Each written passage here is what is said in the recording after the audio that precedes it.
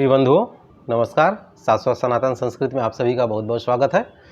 आज का ग्रंथ जो लेकर मैं प्रस्तुत हुआ हूँ आध्यात्म रामायण। आज इसी ग्रंथ पे हम आप चर्चा करेंगे और गीता प्रेस गोरखपुर से प्रकाशित ग्रंथ है। तो चलिए इस ग्रंथ के बारे में आज चर्चा हो। प्रिय बंधुओं, प्रस्तुत पुस्तक श्री आध्यात्म रामायण, जैसा कि आप देख पा रहे होंगे शुरू में लिखा गया है एकदम यहाँ पे श्री सीतारामाभ्याम नमः आध्यात्म रामायण, हिंदी अनुवाद सहित। प्रस्तुत ग्रंथ की जो कोट संख्या है वो 74 है। गीता प्रेस गोरखपुर से प्रकाशित है। यहाँ पे भी देखिए यहाँ पे आध्यात्म रामायण हिंदी अनुवाद सहित, और पीछे बजरंगबली का एक सुंदर चित्र बन दिया हुआ है। और यहाँ पे गीता प्रेस गोरखपुर का यहाँ पे वेबसाइट भी दिया गया है, ईमेल एड्रेस दिया गया है और मोबाइल नंबर, फ़ोन नंबर यहाँ पे दिया गया है। तो चलिए ग्रंथ में अंदर चलते हैं। और यहाँ पे जो पारंपरिक बाइंडिंग होती है कपड़े की जिल्द वही है। और यहाँ पे देखिए आप जो ऊपर से कवर दिया गया है उसमें गीता प्रेस गोरखपुर से प्रकाशित श्री रामचरितमानस के विभिन्न संस्करण। तो जो रामचरितमानस के आप यहाँ पे ये बहुत ही महत्वपूर्ण चीज़ यहाँ पे दे दिया गया है एक साथ। श्री रामचरितमानस के ये जो जितने संस्करण आते हैं उनको यहाँ पे दिया गया है। तो आप चाहें तो यहाँ पे इसको आप कहीं नोट कर सकते हैं। और यहाँ पे श्री रामचरितमानस संबंधी महत्वपूर्ण प्रकाशन जो मानस पीयूष 7 खंडों में आते हैं उसका भी यहाँ पे दे दिया गया है। आइए अंदर चलते हैं। और जो ये आध्यात्म रामायण हिंदी अनुवाद सहित है, इसके अनुवादक श्री मुन्नीलाल गुप्त जी हैं। इन्होंने गीता प्रेस के लिए बहुत से ग्रंथों का अनुवाद किया है।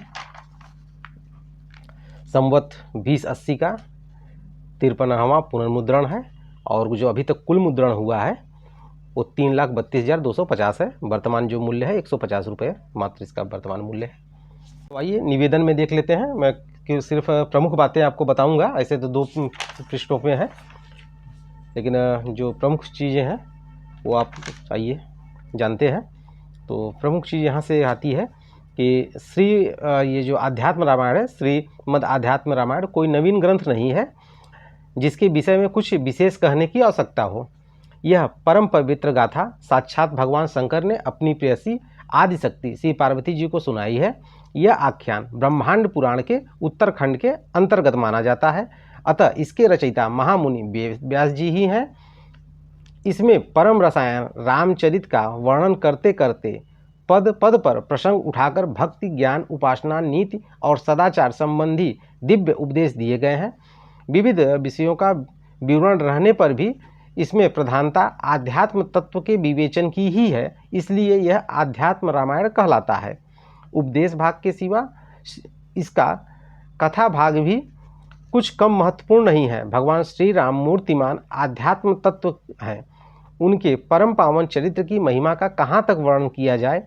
आजकल जिस श्री रामचरितमानस में अवगाहन कर करोड़ों नर नारी अपने को कृत्य मान रहे हैं, उसके कथानक का आधार भी अधिकांश में यही ग्रंथ है। श्री रामचरितमानस की कथा जितनी आध्यात्म रामायण से मिलती जुलती है उतनी और किसी से नहीं मिलती। इससे स्पष्ट प्रतीत होता है कि श्री गोस्वामी जी तुलसीदास जी ने भी इसी का प्रमाण सबसे अधिक स्वीकार किया है। अब तक इस ग्रंथ के कई अनुवाद हो चुके हैं, 4-5 तो मेरे देखने में भी आए हैं। ये जो अनुवादक हैं वो कह रहे हैं कि मेरे देखने में भी आए हैं। प्रस्तुत अनुवाद में श्री वेंकटेश्वर स्टीम प्रेस द्वारा प्रकाशित स्वर्गीय पंडित बलदेव प्रसाद जी मिश्र तथा स्वर्गीय पंडित रामेश्वर जी भट्ट के अनुवादों से सहायता ली गई है। इसके लिए उक्त दोनों महानुभावों का मैं हृदय से कृतज्ञ हूँ। इस ग्रंथ रत्न का अनुवाद करने का आदेश देकर गीता प्रेस ने मुझे इसके अनुशीलन का अमूल्य अवसर दिया है और फिर उसी ने इसका संशोधन कराकर इसे प्रकाशित करने की कृपा की है। इस उपकार के लिए मैं संचालकों का हृदय से आभारी हूँ। अंत में जिन लीलामय के लीला कटाक्ष से प्रेरित होकर यह लीला हुई है, उनकी यह लीला आदरपूर्ण उन्हीं को समर्पित है। इसमें यदि कुछ इच्छा है तो उन्हीं के कृपा कटाक्ष का प्रसाद है और जो मूल है वह मेरी अहंकार जनित धृष्टता का फल है। इत्यलम। तो ये अनुवादक हैं, जैसा यहाँ पे लिखा हुआ है, श्री मुन्नीलाल गुप्त जी के द्वारा ये निवेदन किया गया है। आइए अब विषय सूची पे चलते हैं। विषय सूची में सर्ग, विषय और पृष्ठ संख्या दी गई है। तो यहाँ पे आप देख सकते हो कि जैसे कि रामचरितमानस में है बालकांड, अयोध्याकांड, अरण्यकांड, किष्किंधाकांड, सुंदरकांड और युद्धकांड और अंत में उत्तरकांड। उसी तरह यहाँ पे भी दिया गया है। तो हर कांड में अलग अलग, जैसे बालकांड में तो बाल्य जीवन से संबंधित घटनाएं हैं, तो ये दिया गया है। और ये चूँकि यहाँ पे जैसा कि आपने देखा कि ये ब्रह्मांड पुराण के उत्तरखंड में ये अंतर्गत ये आता है, तो ये मूल जो है वो संस्कृत में है, उसी का यहाँ पे हिंदी अनुवाद है। तो अध्यात्मरामायण, तो यहाँ पे देखिए अंदर में आइए, बहुत सुंदर सुंदर चित्र भी दिए गए हैं। आप देख सकते होंगे कि यहाँ पे क्रीड़ा करते हुए, खेलते हुए दिखाया गया है। यहाँ पे चारों भाइयों का विवाह हो रहा है। यहाँ पे वनवास का एक सुंदर चित्रण किया गया है कि श्री राम जी के पादुका को लेकर श्री भरत जी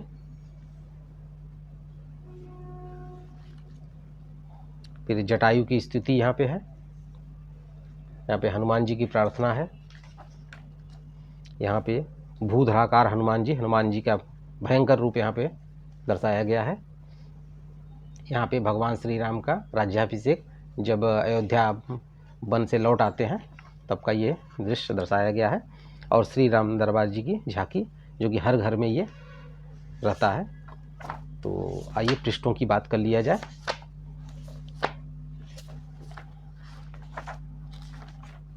तो कुल 366 पृष्ठों की ये ग्रंथ है।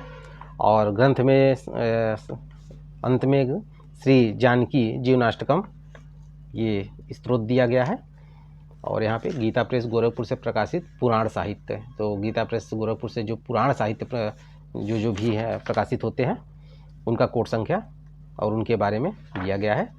और यहाँ पे फिर अंत में अन्य भाषाओं में प्रकाशित श्री रामचरितमानस के विभिन्न संस्करण, यहाँ पे जो दिया गया था तो हिंदी में संबंधित था, यहाँ पे अन्य भाषाओं में जो प्रकाशित होते हैं उनके संस्करण दिए गए हैं। तो कुछ इस प्रकार ये ग्रंथ है। आइए कुछ मुख्य विषय हैं, यहाँ पे बात कर लिया जाए कि बालकांड में क्या क्या विषय हैं। इससे आपको स्पष्ट हो जाएगा कि इस ग्रंथ में क्या क्या दिया गया है। और आपने रामचरितमानस पढ़ा है तो वहाँ से आपको ये समझ में आने लगेगा। तो आइए देखते हैं। तो बालकांड में श्री राम हृदय भार पीड़िता पृथ्वी का ब्रह्मादि देवताओं के पास जाना और भगवान का उनकी प्रार्थना से प्रकट होकर उन्हें धैर्य बधाना, भगवान का जन्म और बाल लीला, विश्वामित्र जी का आगमन, राम और लक्ष्मण को उनके साथ जाना और ताड़का का वध करना, मारीच और सुबाहु का दमन तथा अहिल्या उद्धार, धनुर्भंग और विवाह, परशुराम जी से भेंट, तो ये बालकांड में है। अयोध्या कांड में भगवान राम के पास नारद जी का आना, राज्याभिषेक की तैयारी तथा वशिष्ठ जी और रघुनाथ जी का संवाद, राजा दशरथ का कैकेयी को वर देना, भगवान राम का माता से विदा होना तथा सीता और लक्ष्मण के सहित वनगमन की तैयारी करना, भगवान का वनगमन,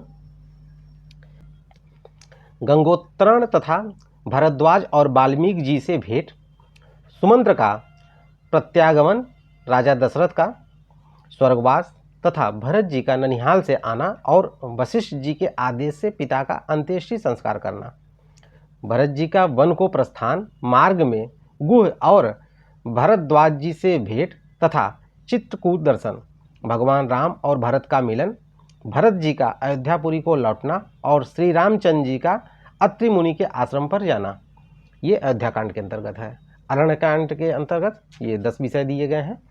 इसमें से विराधवध, सरभंग तथा सुतीक्ष्ण आदि मुनीश्वरों से भेंट, मुनिवर अगस्त जी से भेंट, पंचवटी में निवास और लक्ष्मण जी को उपदेश, शूर्पणखा को दंड, खर और राक्षसों का वध, खर आदि राक्षसों का वध, और शूर्पणखा का रावण के पास जाना, रावण का मरीच के पास जाना, मरीचवध और सीताहरण, सीता जी के वियोग में भगवान राम का विलाप और जटायु से भेंट, कबंधोद्वार, तो वो एक राक्षस था कबंध, उसका मतलब कबंधोद्वार, उसका उद्धार हुआ, सबरी से भेंट। फिर इसके बाद किष्किंधा कांड आ जाता है।